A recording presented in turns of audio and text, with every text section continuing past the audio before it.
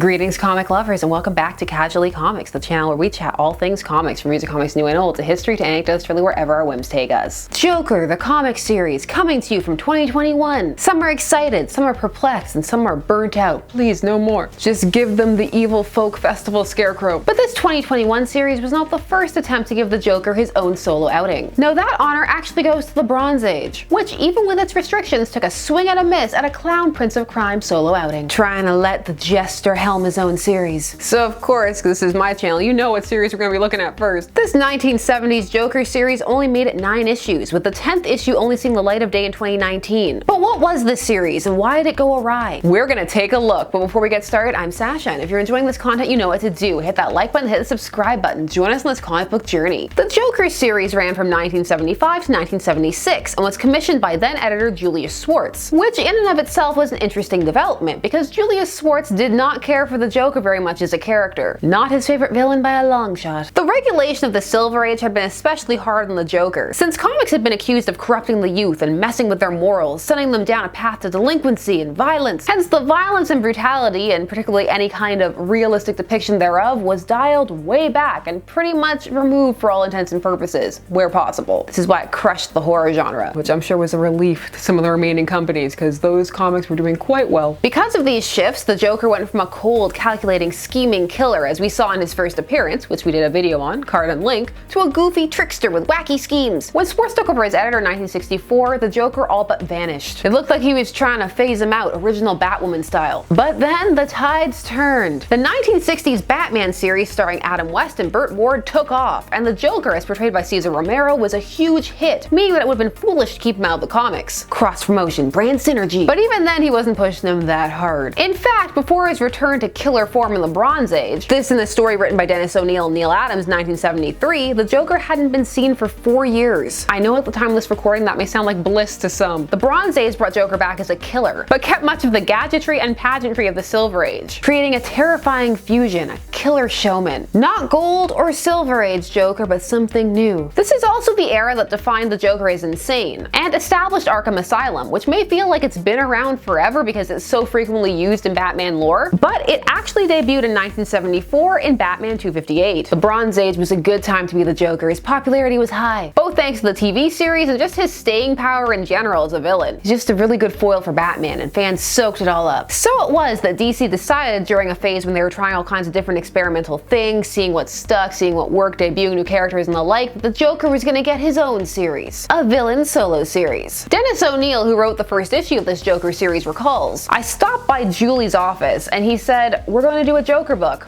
I know that alarms went off. I could sense the problems that such a thing would entail.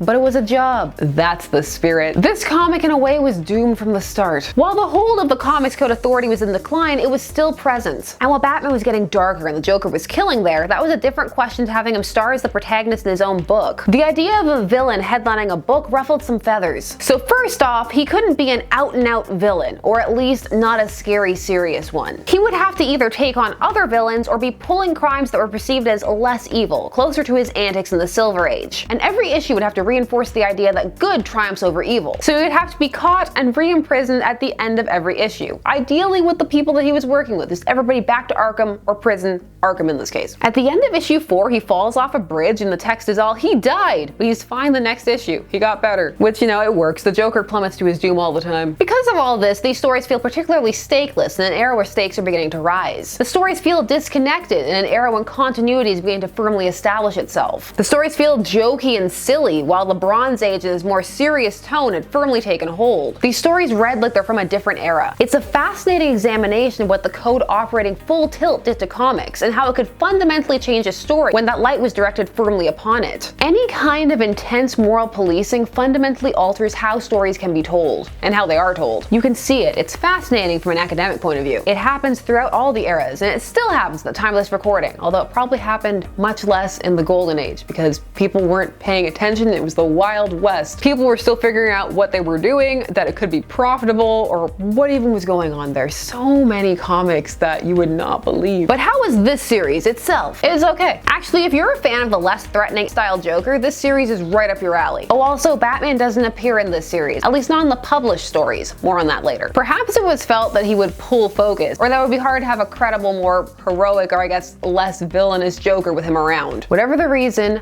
no Batman at the start. Other heroes appear though, and who do you call when you can't call Batman?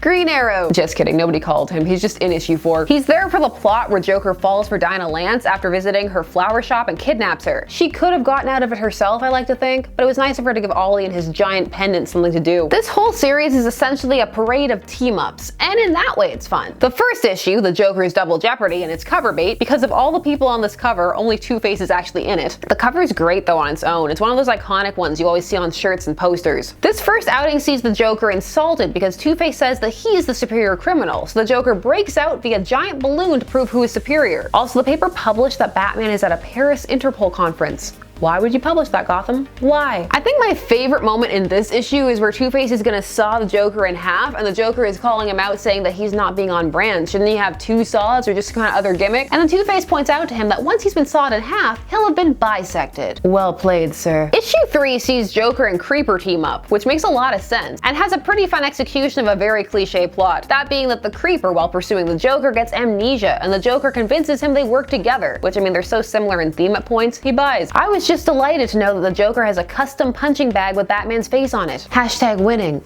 Hashtag dated. Hashtag cringe. Issue 7 was one of my favorites of this short-lived series. In this one we see Luthor and Joker switching mindsets, basically with Luthor becoming insane and Joker getting Luthor's genius. Or so they say. He's not as good a Luthor as Lex is a good Joker. Lex just looks like he's having the best time. So happy. I was mesmerized by this teaser page of the two of them. I'm not entirely sure why, but it hypnotized me. Also, in this story the Joker is wearing a Jerry curl afro wig. That's a sentence I bet you did not think you would hear. I love how flimsily this concept is executed. I understand everything. I understand the music of Mozart, the art of Van Gogh, the theories of Einstein, understanding all at once, and the sudden rush of all this genius is driving me sane. So anybody who doesn't understand all this is insane? Is it the whole understanding it simultaneously? On what level are you understanding it? Has the Joker's love of soca and deep house driven him mad? You can tell it's just a list of, yes, these are smart things. The Joker-mobile will forever be a nightmarish vehicle that brightens my day. The best thing about all this is that the Joker is so off-brand in this series at many points anyway by the standards of the time, it's hard to tell that a switch has really occurred. I think that I like this issue for the wrong reasons, which is very on brand for me. Luthor, I've got a proposition for you. No, now that I've got the gift of lunacy, I won't let you take it away from me. This issue plays a lot with the whole there's a fine line between madness and genius, but also features the reveal that the Joker has an underground lair under his cell at Arkham. Just the worst security. The worst. Issue 8, the Scarecrow issue. For me, it arguably has the darkest cover, with the Joker out walking his pet hyena, saying that he's looking for someone to murder. The Scarecrow's mask is also very uncomfortable. And menace ruined. No one can look menacing like that, no matter how much fear gas they're sprinkling. This one is a competition to see who is the scarier villain, which the Joker wins, and I'm not quite sure how I feel about that. Issue 9 features Catwoman, and I can see why they cut it off here initially. Not because it's a bad story, but because issue 10, the actual last issue written, is a cliffhanger. Which is too bad, because this one features the Justice League, and there's even a panel where you see Batman. He doesn't do anything in that issue, but maybe he would have later on. Maybe they were easing up on their no Batman clause or decision, whatever it was. So since the story was released in 2019 at the time of this recording, we must forever live with this cliffhanger at the time of this recording. Fun fact, initially Schwartz didn't even remember that this issue was complete, but it was found years later. Not a hoax. Not a dream, not an imaginary tale, but weirder than all three. The villain in this, Lou Cypher, is very clearly modeled off of Elton John, and it's great. Just looking at this character put about 8 Elton John songs in my head. This issue sees the Joker seemingly taking out the members of the Justice League, at least 4 of them. And the ways that he does so are pretty intense. He laces his laughing gas with amphetamines, so it causes the Flash to laugh at super speed, and he laughs himself to death. The panel of him laughing at high velocity will haunt my dreams. He hangs Wonder Wonder Woman off the Statue of Liberty with her own lasso of truth. Dang, did the writer just snap and be like, code be damned, I'm doing what I want? Going out with a bang, they'll never publish this anyway. The cliffhanger tells us the Joker is going to tell a story about his dad, and are the Justice League really dead? What about that immortality serum that was brought up in this issue that would have caused the Joker to never be able to truly kill his enemies? I guess we'll never know. Maybe what we imagine will be better than what would have actually been. Who knows? Maybe they'll finish it in the future, time of recording.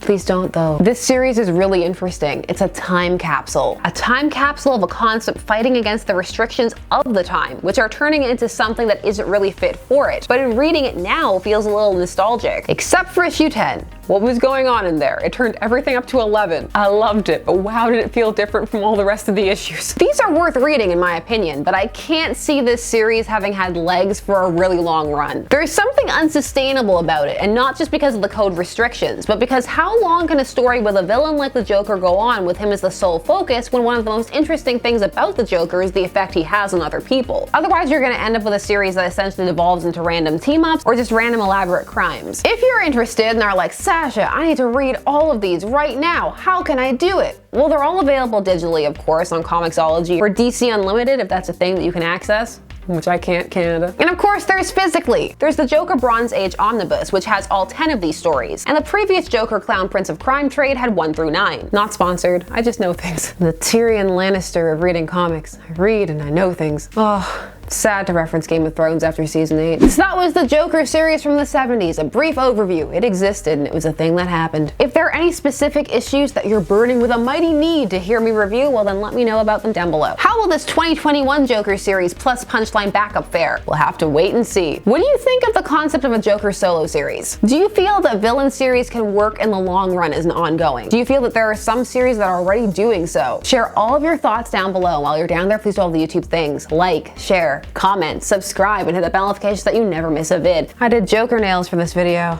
Yes, I did. Listen, if there's gonna be an Elton John themed villain, I'm doing Joker nails. Thanks so much for taking some time of your day spent discussing comics with me. I always appreciate it, and I will see you again soon. Bye-bye.